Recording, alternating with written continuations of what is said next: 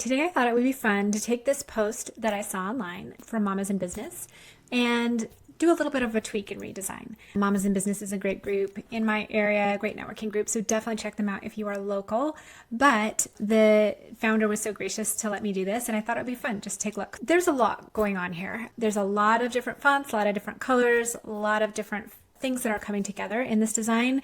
I always start with the format of where this is going to go. So if this is a social post, I probably wouldn't use these dimensions just because that's not typically what is now used on Facebook and Meta, all the other main social platforms. But if it's a poster, this might be a good format. Since this is what they have, I'm going to go with it. But keep that in mind as you're designing something, using Instagram's suggested pixel dimensions or Facebook, same thing. First off, what I want to do is I just really want to simplify because there is a lot of information. We want to think about what's the core thing that we're trying to say here. This is primarily about a third birthday party. So that's what I really want to center the information on, and everything else is secondary. I'm going to go ahead and bring their logo in. If this was a client, I would make sure and get all of the logos that I needed in their original form. Since this is just me having fun, I went ahead and grabbed it from social media.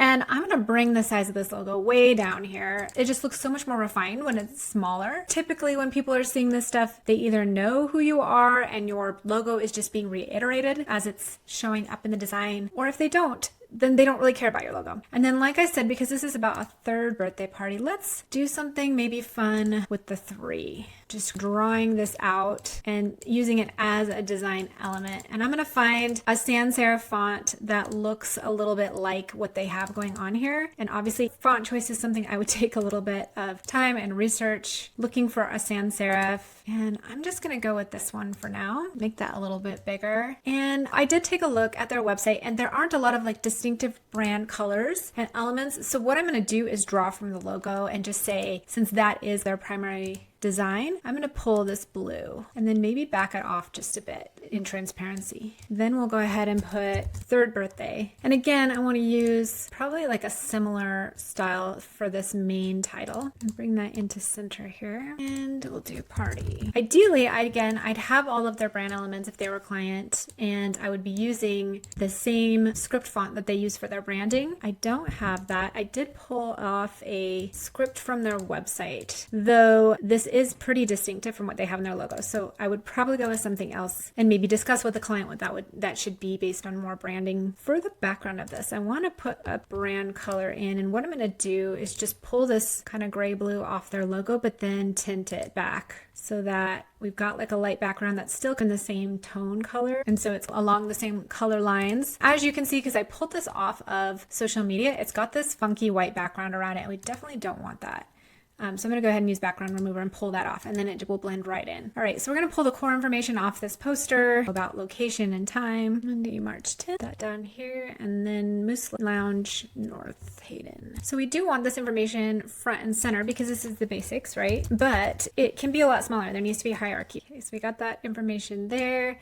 I think it'd be fun to jazz this up. Just add in something kind of fun, like a cheers in glasses or something. Go maybe up here and add in a brand color. One thing about this, again, is there's other information that needs to be on here. We need to know that it's 41 plus, that there's a raffle, and who the sponsors are. But that can be secondary information. People will find it, but they need to come to something first, and then their eyes can take them down and for them to see other things. Maybe we put stuff in here about the raffle prizes. Let's capitalize that as well. Okay, so maybe we bring these up a little. When you've got a bunch of different logos that are in here, they're all going to be different styles, different looks, and having all of those logos there, the problem is it can often clash. We'll bring those in and make them really small. And what I did again was brought them in from social media, and I'm going to go ahead and remove the background and then just really make them small. So we'll take the background off of this one and put it down here and do that for all of the rest as well. So now I've got all my sponsors down there. They're recognized, but they are taking a less of a center stage here on the actual graphic. And we want to put in there that there is a raffle. All right, so we're going to add that there's raffle prizes, and maybe we can do something fun with a graphic element behind that. See?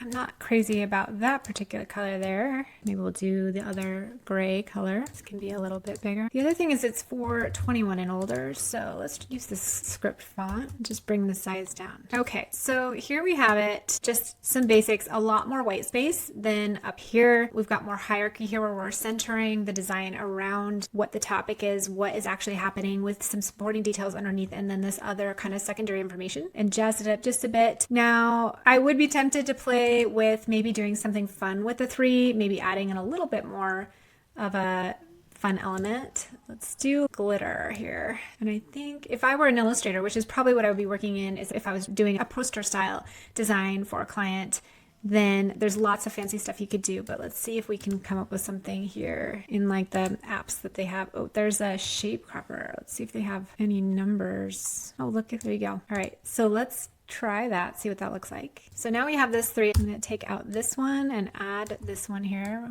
Bring it back up to size, add it to the back. I want to fade that back a little bit with some transparency, and the color isn't quite right. So let's see, we could add an effect here, like a filter. So this one has like that blue green to it. Maybe take the intensity back just a bit. There's another option, is if we want to just bring a little bit of bling. What I would say about this is you always want to make sure you use this kind of stuff sparingly. Instead of vomiting bling all over your graphic, that you use it in key places so that it isn't overpowering to the design. So there you go. There's a couple of options. And then here's the original design. So let me know in the comments what you think, if you still are liking this one, or if you like a simplistic version or one with a little bit of bling.